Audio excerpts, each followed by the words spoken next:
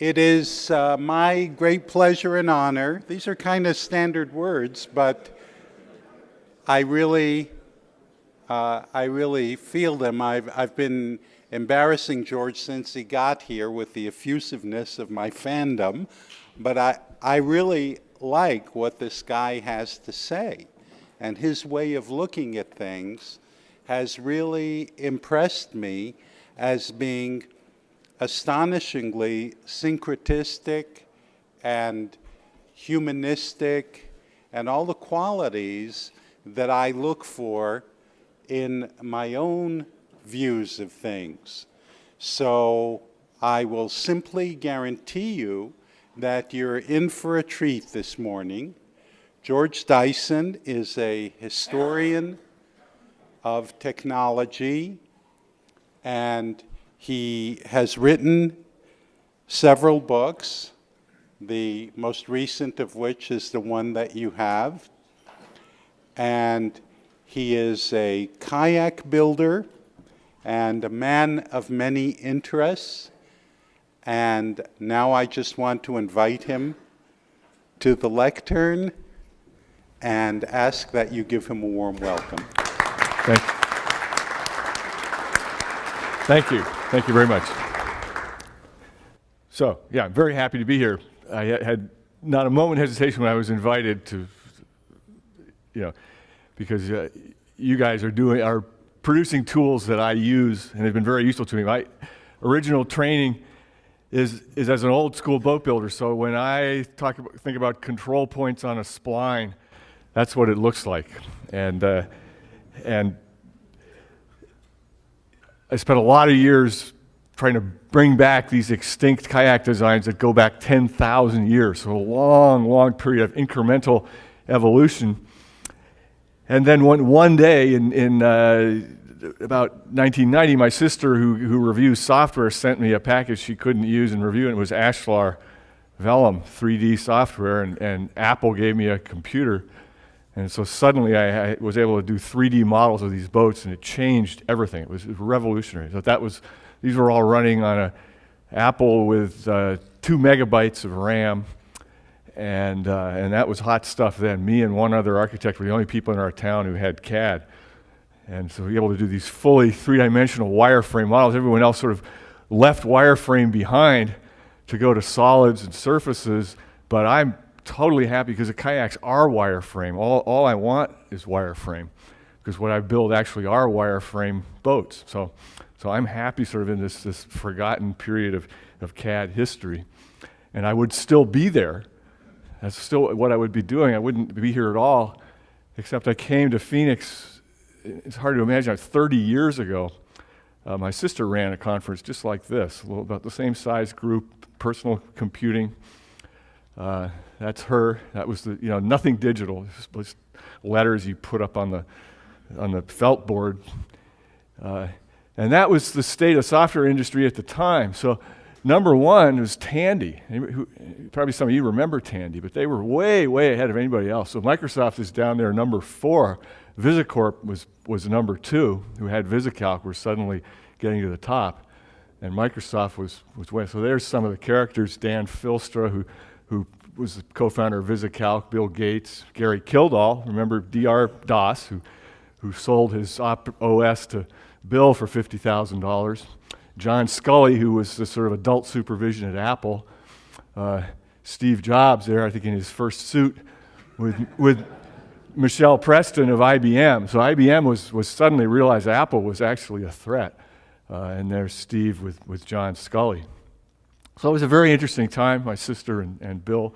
So I got to sort of observe that as a fly on the wall. And another person there was Stuart Alsop and John Brockman, who was a literary agent, looking to sign up scientists and programmers to write books. And there I am reading his catalog. So he really discovered me and sort of said, nobody's doing why don't you do a history of how this business started and where it's going? And that became Darwin among the machines. So it was a pure sort of accident of Phoenix history that I ended up pulled out of boat building into this study of history. So I took it way back, going back to one of my main heroes, Samuel Butler, who wrote the original Darwin Among the Machines in 1863 in New Zealand about how machines and mechanical intelligence would take over the world and evolve faster than the world of animals. And I took it sort of from Samuel Butler to Johnny von Neumann, who gave, I think, the best advice to programmers that it's a problem that it's easier to write a new code than to understand an old one. And that's the origins of much of what's our difficulties in the world of software come from that fact. So the turning point was 1951, actually, when the first digital address matrix as we know it today started. You can argue forever about who had the first computer, what was the first computer, but the address matrix began at a single point, a single 5 kilobytes, 40 bits by 40 bits or 32 bits by 32 bits by 40 bits deep, 40-bit words. So in 1953, it's easy to remember, there was 53 kilobytes of high-speed random access memory on planet Earth. So that's sort of the transition point for me. And we owe everything to the engineers. You are engineers, so you know this, but even the mathematicians were very resistant to computers at first. It was the engineers who welcomed computers and built them and made them real. The origins of modern coding, in fact, go back to an engineering problem, to Lewis Fry Richardson developing a method of finite differences for solving the differential equations in the design of masonry dams. And that became the algorithms that were used in hydrodynamics for the hydrogen bomb design and all the things that led to the world we're in today. Lewis Fry Richardson saw quickly that this could be used for weather prediction. If you could do these difference equations you could divide the world into numerical cells, do these difference equations between the cells, and he estimated if you had 64,000 human computers, you could do the weather as fast as nature itself. So if you had 65,000, you could start predicting the weather, and that came true. We do that. He also answered the AI question. Do we have AI or not? Of course we do, with this model of a mind. So this is a non-deterministic electronic circuit having a will but capable of only 2 ideas. And so it's in artificial intelligence, but very, very small one. Then Alan Turing comes along, changes everything with his idea of a universal machine. He was the least likely in his class to succeed, yet before I came here, I went to see the new AI movie Transcendence with Johnny Depp and the name of the actress now, anyway. There's a scene in this movie where Johnny Depp has been uploaded as an AI and disappeared, and his girlfriend is being chased by both the government and the terrorists. And he, from the Matrix, he books a hotel room to save her life. And she goes to this motel, and the room has been booked under the name Turing. So Alan Turing gets to finally get to Hollywood.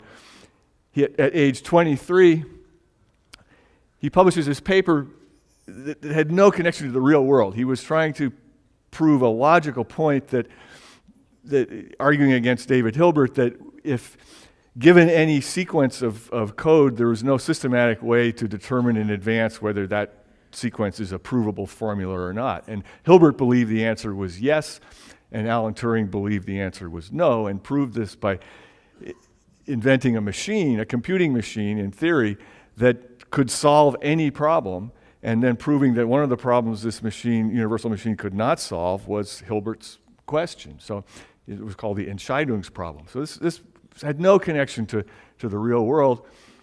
The fact that it was possible to invent a single machine that could compute any computable sequence. But suddenly it did, because this was the 1930s. The Germans were sending their messages to the U-boat fleet over the Enigma encrypted links. So they were encrypting these messages, and suddenly the question of whether you could design a reverse engineer machine that could decrypt those messages became a real problem, and Alan Turing helped solve it by developing.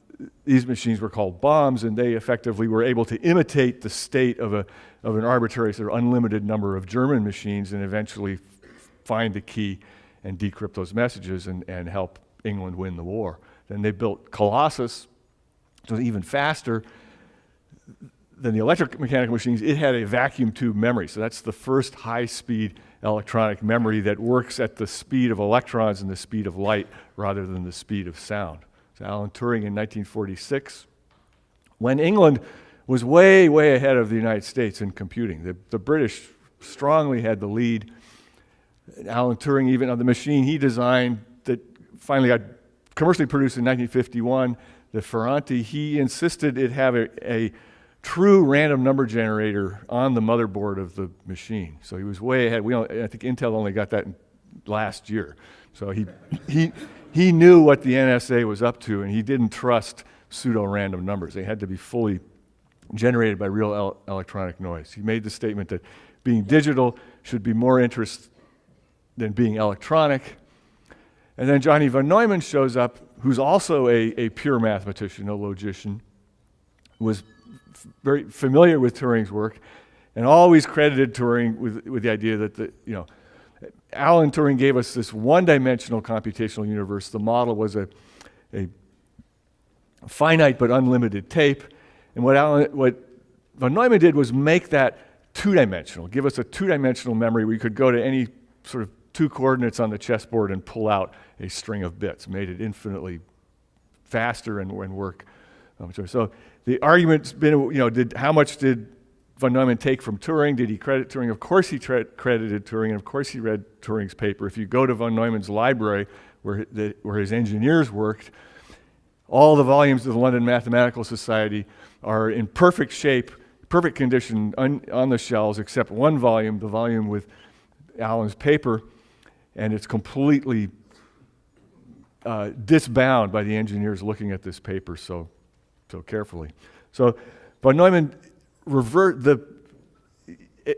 sort of the expected model of how to do this project. This was wartime, we needed a computer, would have been to take the mathematicians to a place like Bell Labs, which we were talking about at breakfast, or IBM or MIT or one of these places that had electronic engineers, and let the mathematicians explain how they needed a computer. But von Neumann reversed that. He brought the engineers to the Institute for Advanced Study in Princeton, which had no engineer, didn't even have electrical outlets to plug in tools. It was purely a sort of ivory tower place. So the idea of bringing engineers there was insane, yet he did it, and it is partly why things evolved so quickly, because there was no sort of established engineers that saying, this is how we do it, Dr. von Neumann.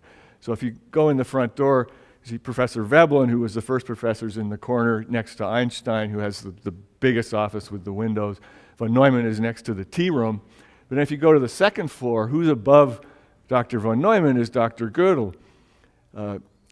And Veblen was sort of behind this whole thing. It was Veblen who created the Aberdeen Proving Ground in World War I to apply mathematics to the problems of war. So he understood how engineering and mathematics could work together, and he strongly approved doing this. He had a great eye for talent. He rescued Norbert Wiener, who was living in his mother's basement writing encyclopedia articles in World War I. Oswald brought him down to the Aberdeen Proving Ground, where Wiener was very successful as a mathematician. Then he helped sort of make the connection to the Bamberger family, who were the philanthropists who put in $5 million to create this institute. They hired Abraham Flexner as the director, whose motto was the usefulness of useless knowledge, that if you just let people work on whatever interests them at the moment, something good of it will come and you will be unable to predict this. So it was very non-applied research. Von Neumann's their fourth appointment, and that's their original school. They started with mathematics because it was easier to judge mathematicians. So that's their first group, including von Neumann. And there's always someone who makes it all work as the administrator. That was Bernetta Miller, who was the fifth woman to have a pilot's license in the United States, was not allowed to fly in World War I, and then her eyes went bad, so she ended up being the administrative secretary of the institution. So they have a little bit of money. It's the 1930s. Things are going bad in Europe. The Bambergers had started their business by buying distressed merchandise and selling it, and they did that with the intellectual capital of Europe. This is 1935-36. They bring Kurt Gödel for $1,000. That's enough to legally get him a visa to come to the United States. Stan Ulam, who gave us the Monte Carlo algorithm, he comes for $300. That's enough to save his life and get him out of Warsaw. 1939, Paul Erdős for $750, and Kurt Gödel, who had gone back to Vienna, and they bring him back. So they had a very powerful effect at rescuing these people the unfortunate people who were left behind in Europe. Many of them died in the Holocaust. So Kurt Gödel comes and gets very little credit, but in his 1931 famous proof, he does this by using a numerical addressing scheme, by taking logical statements, encoding them with numbers, and then giving them numerical addresses, manipulating the addresses, and thereby manipulating the logical strings, which was exactly what von Neumann used in the address scheme of this computer he wanted to build. And I'm convinced he got some of these ideas he sort of took ideas from everybody. He had the knowledge of logic and Gödel to do this. He was the right guy. So he didn't invent this architecture we all use, which is named after him. He sort of put it together from other people's parts. So he had the connections he loved the military. There he is standing on a cannon in World War I. He worked well with the generals who funded things. He was there with Werner von Braun. His father was a banker, so he was very comfortable with the investors. He ended up in Berlin and then had to leave, so came to America. So he helped bring all these people to Princeton. This was sort of like Little Budapest in Princeton in the 1930s. All these people except H.P. Robertson, who's from Hoquiam, Washington, they're all Hungarians.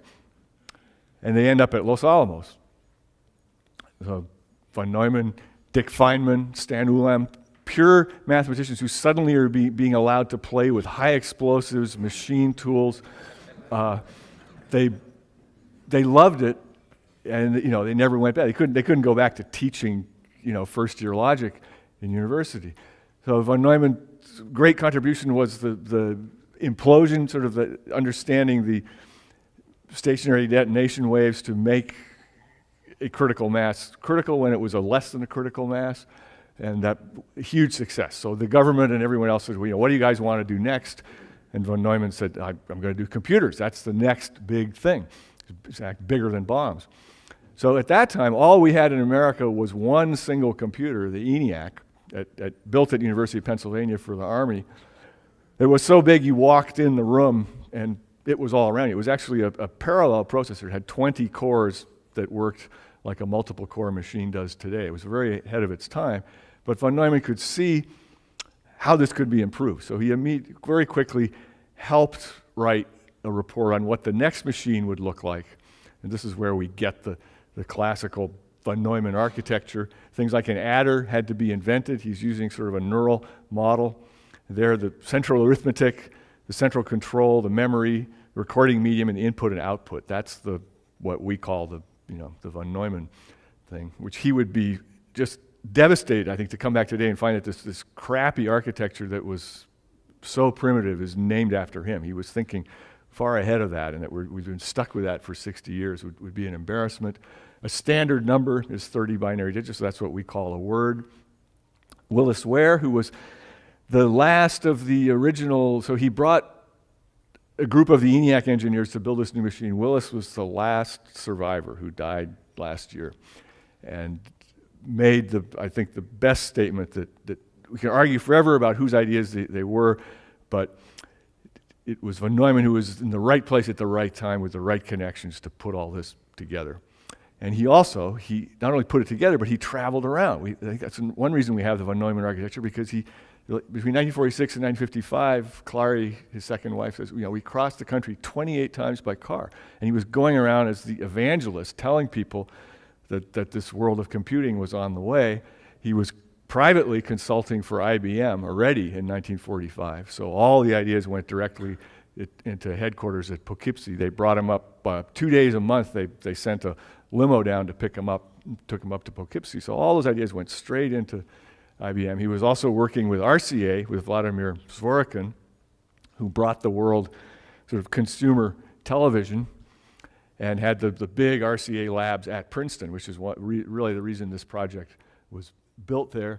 He and Zworykin came up with this outline of a weather proposal, which was a proposal to build 100 computers around the world and network them and predict and control the weather. And this went to the Louis Strauss at what was the Office of Naval Research, sort of the predecessor of the NSF. And so von Neumann's making the argument that, we're going to speed things up 100,000 times, and we could do 10,000 things 10,000 times as fast, but what he says is that, in the end, this will mean being able to do things that were completely impossible. So it's a total game changer to have that much sort of arithmetic at your disposal. The first meeting is actually in Zworykin's office at RCA. And if you look at the people on the list, there's John Tukey, who the statistician who gave us the word bit, got tired of everyone. Before that, they were binary digits. He said, let's just call this a bit and save syllables. And at that first meeting, the sort of commandments are made that the design will be modular, so if something goes wrong, you don't have to find the original tube that's wrong. You can just plug out the whole shift register. All these things were in sort of plug-in boards, was sort of, in a way, a new idea at the time. And words coding the orders are handled in the memory just like numbers. This is the breaking of the distinction between numbers that represent things and codes that actually do things. And that's, I think, the key revolutionary turning point that got us into the world we are today. And how will this be done?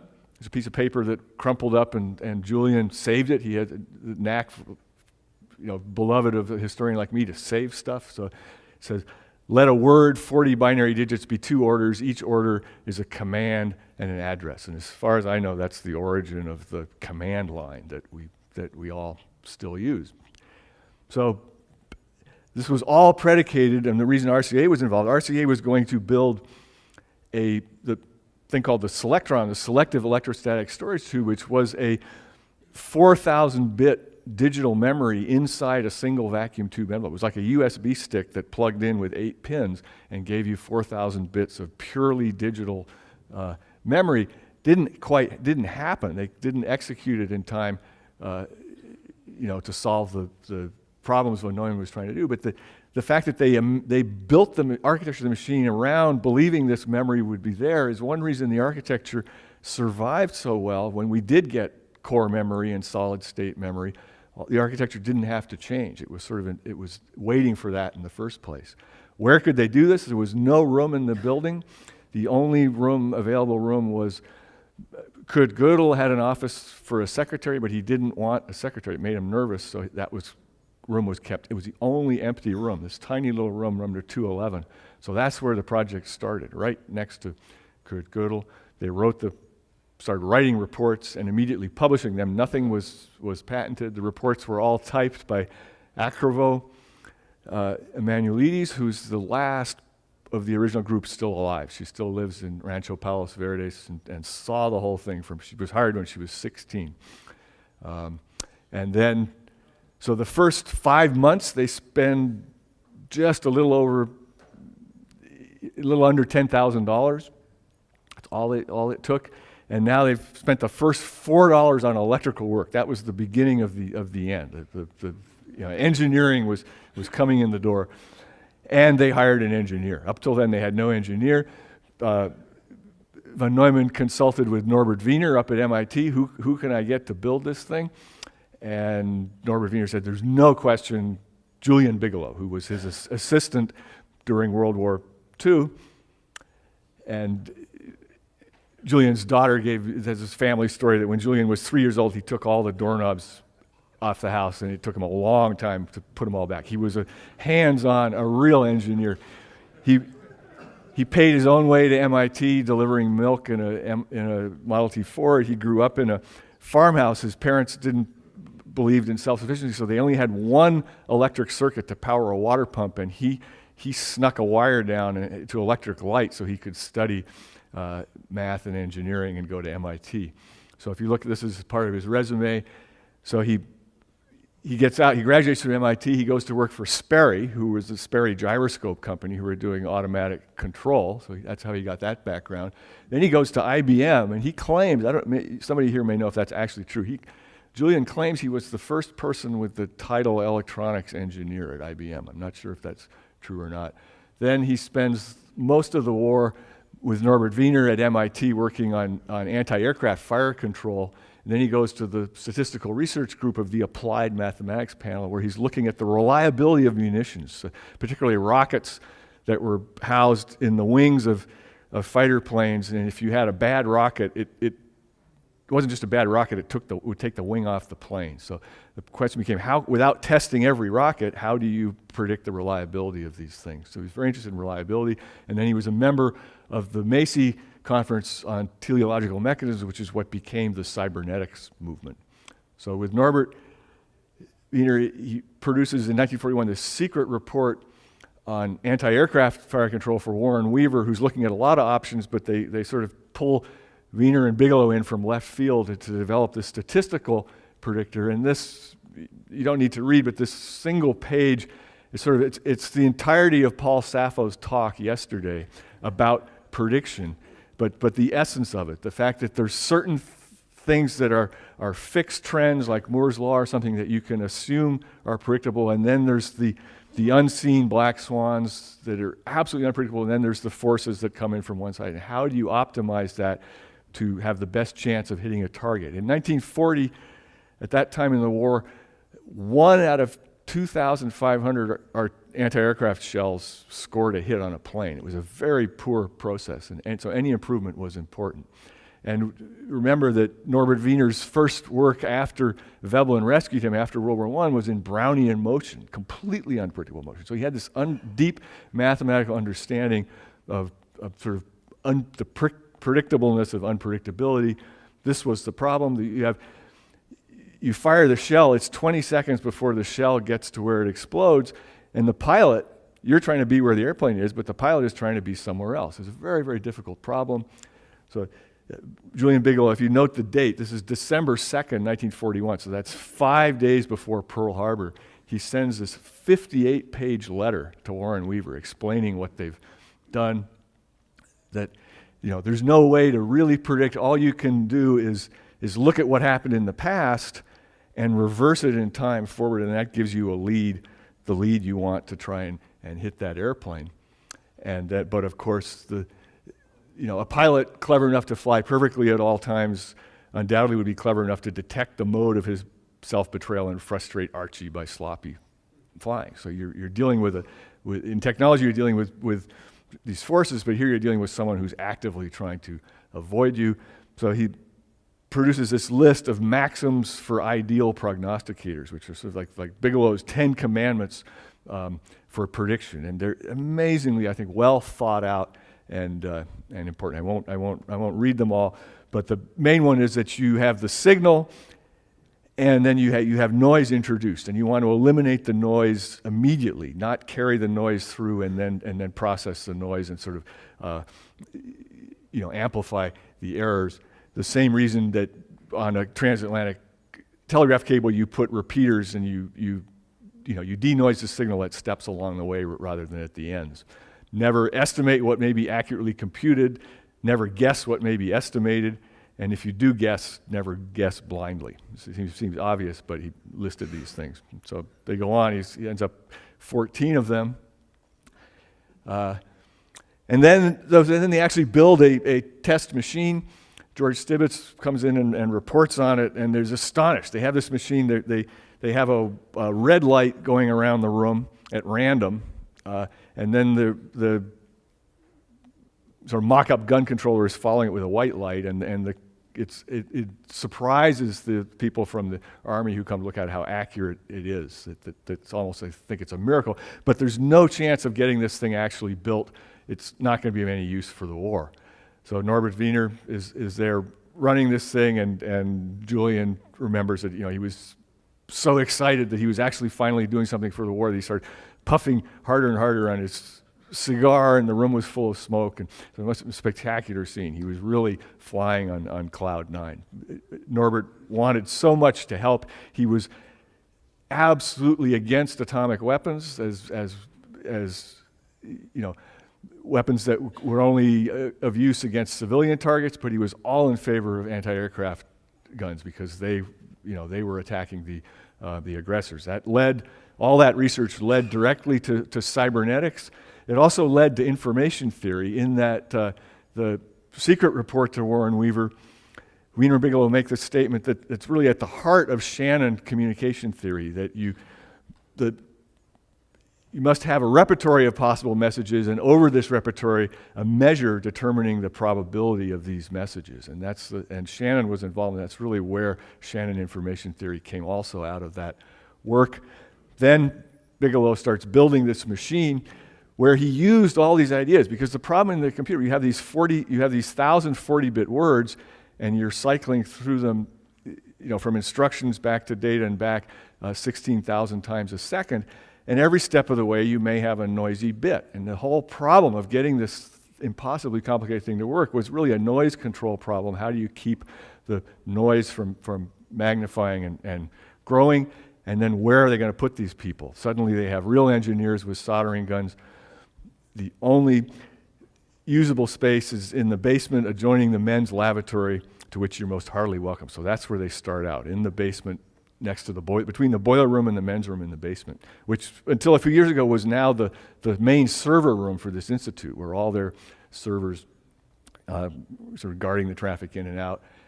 Immediately, the historians and the classical people there, the humanists, object to the idea. They were defending their wing against mathematicians, and now they had engineers in the basement, mathematicians in our wing over my dead body. So, mathematicians were low, but engineers were even lower. So, as Julian explains, he had to work in this place next to the boiler room where there wasn't even room to, lay out blueprints without people climbing over them. So, a miracle that they were able to put this together. Herman Goldstein from the Army was the project leader, and Bigelow was engineer. They were violently in disagreement about everything. Only von Neumann sort of was able to keep these forces in check and get them to work together. He was so clear about what they were trying to do. All the people, and the peak, they had about 50 people working there. Where to put them? There was nowhere to live in Princeton, so Julian went and bought these war surplus barracks up in the Adirondacks and cut them in half and shipped them down to Princeton by train.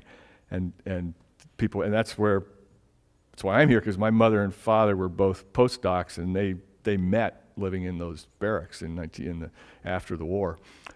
Then now the directors complained of von Neumann because the computer people are coming up and stealing sugar for their tea.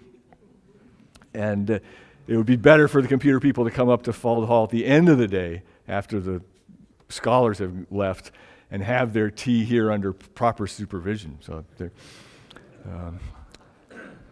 So Norman Phillips was working on climate and weather prediction models. Julian sort of gave these dictates, do it with no capacitors. This machine was asynchronous. It had no fixed clock cycle. You could run it as fast as you wanted or as slow. You could slow it down you could step it one instruction at a time and actually look at what was happening in the memory to try and debug it. Everything had to come from scratch, like things as obvious as an AND OR gate. Somebody had to decide how to do it. All being done with analog vacuum tubes. You're trying to get the vacuum tubes to behave in a binary way, which was not necessarily easy. Here they're looking at different options for shift register design. When they finally come up with a shift register, you can see it's shifting register number 7. So they've been through 6 alternatives, and they decide on this one. And that, again, has Bigelow's stamp all over it. That's the shift register we take for granted today. You're shifting the bits from those 2 lower lines from one register to the next, but Bigelow didn't do it directly. It goes up to an intermediate register, and only when it's in, all the bits are in the upper register, and they all signal, we're here, we're all okay, there's a checksum, everything's okay, then it's transferred down. So there's no possibility of losing a bit in transit, and nothing that none of our electronics would work without that principle.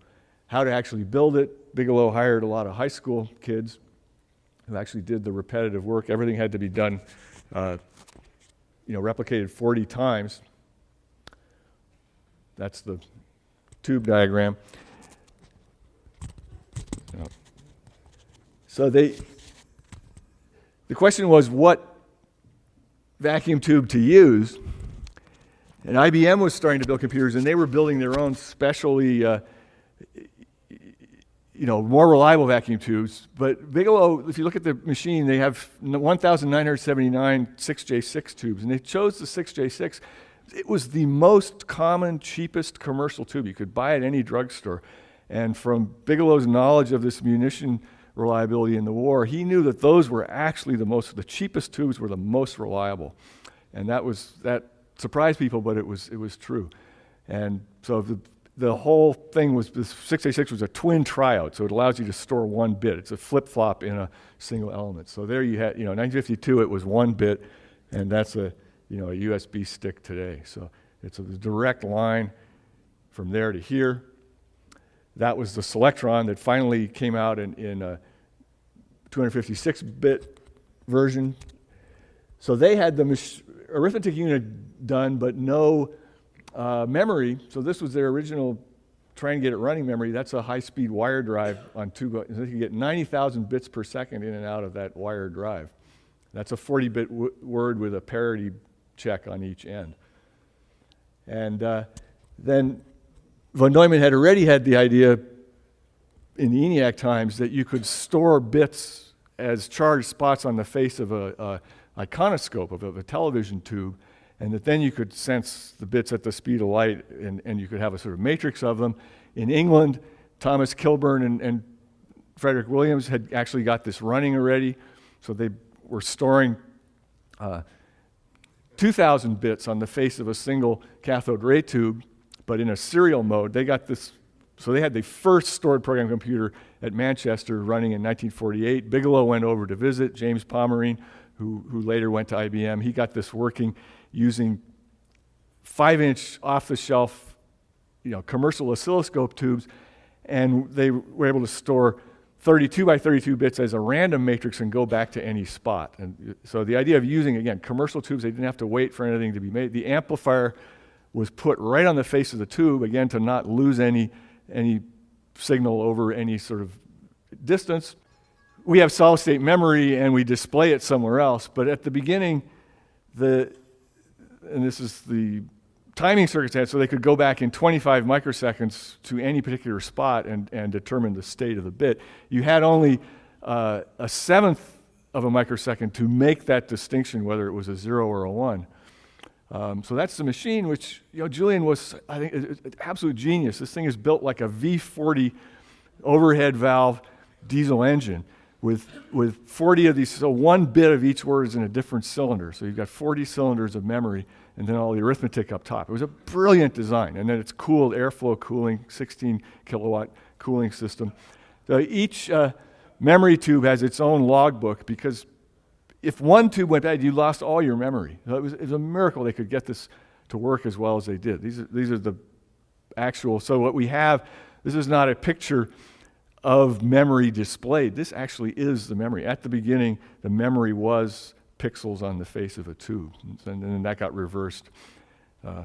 So they immediately saw that the machine could sort of speak both ways, that you could use the stored memory. So as early as 1948, they're starting to try out sort of bitmap graphics, letting the machine communicate graphically back to the user. So von Neumann is interested in this abstract question of, how do you build reliable machines out of unreliable parts?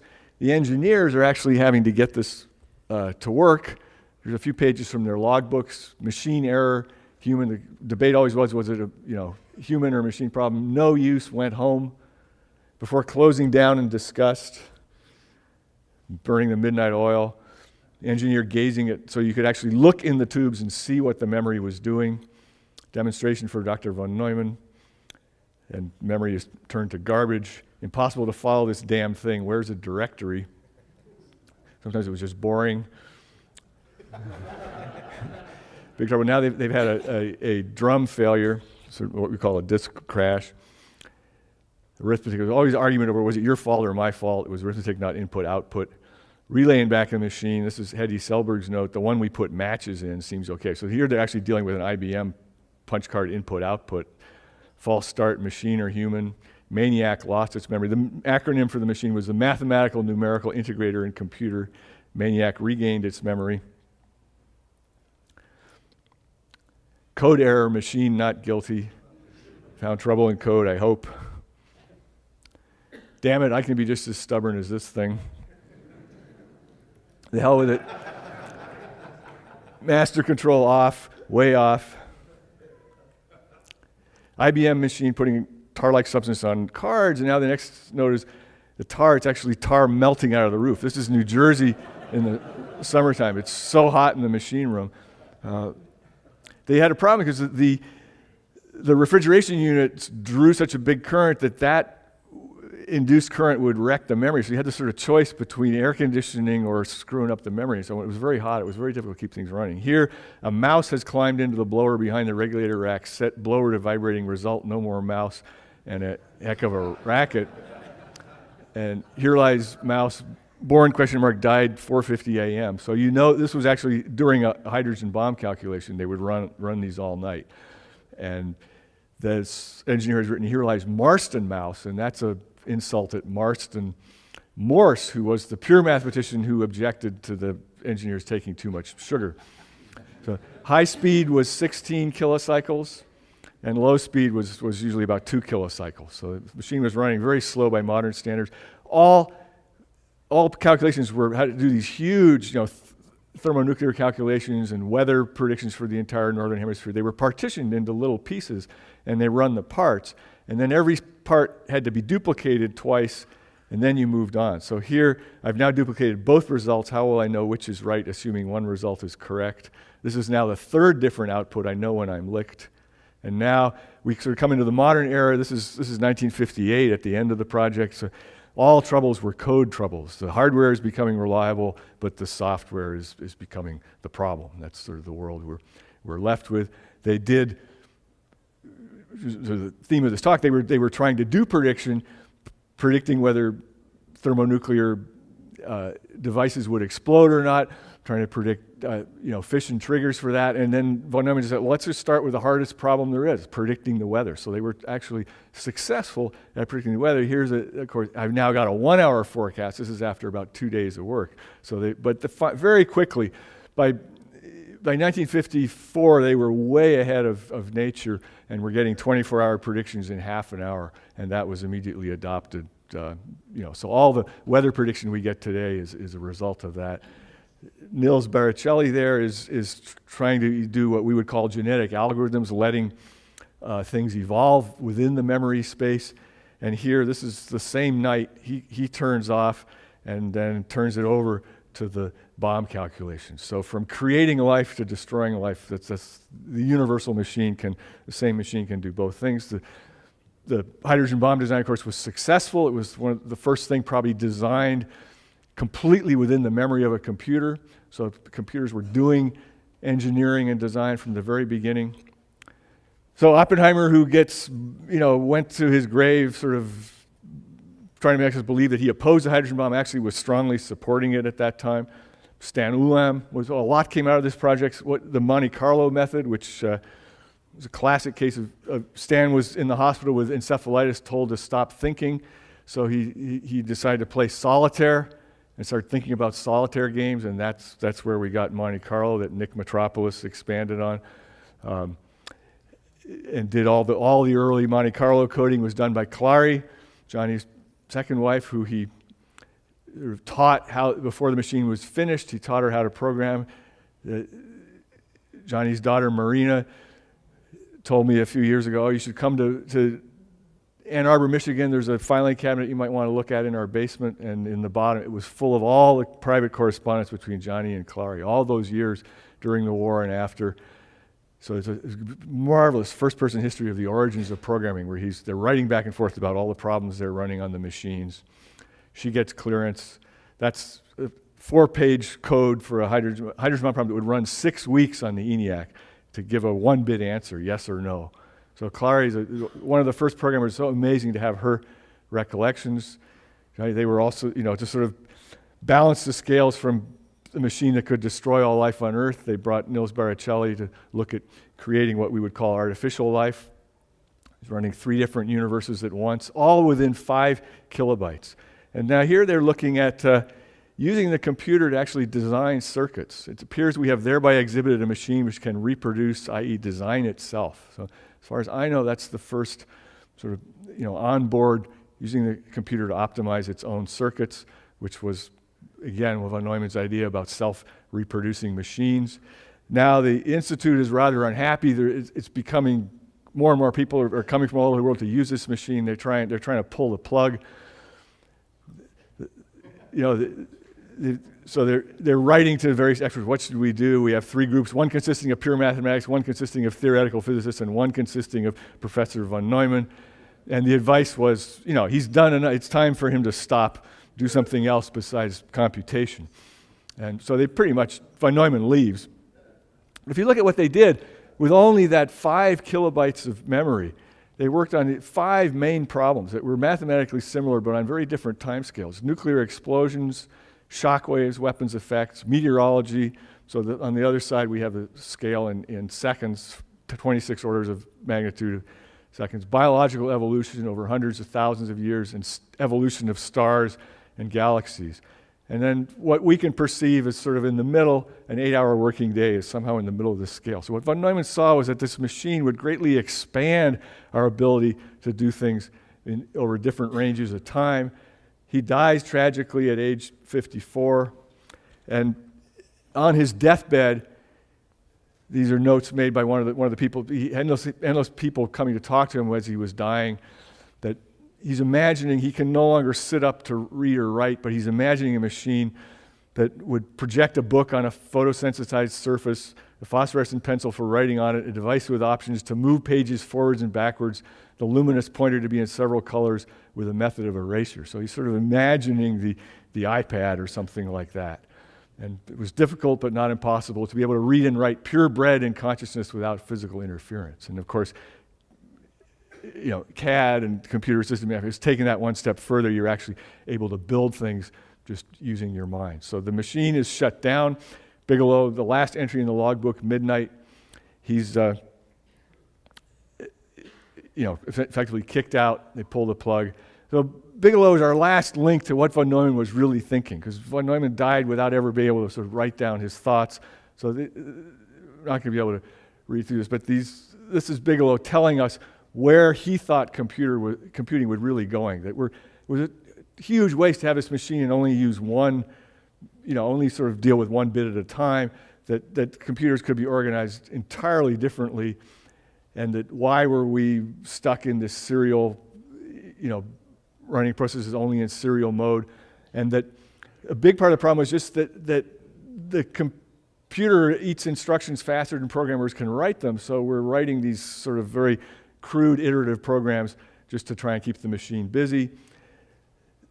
And he was, his machine had no clock, that it kept track of sequence, not time. And that's the discrepancy between the digital universe and our universe, where we have real time. In the digital universe, we don't have time, we only have sequence. And that's the sort of saving thing, back to Paul Sappho's question, that we have this artificial universe where there is no time, but we live in the real universe. And so it is possible to run things in this digital universe with no time and get predictions that go faster in our world. At the very end, this document turns up to Baricelli. There must be something about this code that you haven't explained yet, which is what Alan Turing was looking at the beginning, that there's no way by looking at a code can you predict what it will do.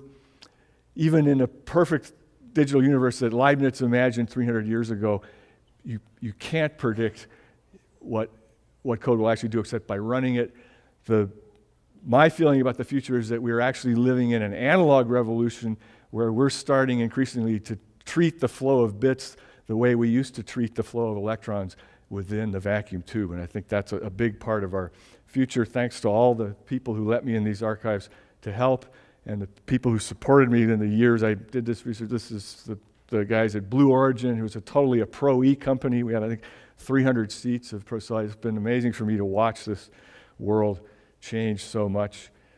My email address there at the end, if you send me a one-sentence email with no text, it'll take up more memory than those guys had for the whole machine at the beginning. Thank you.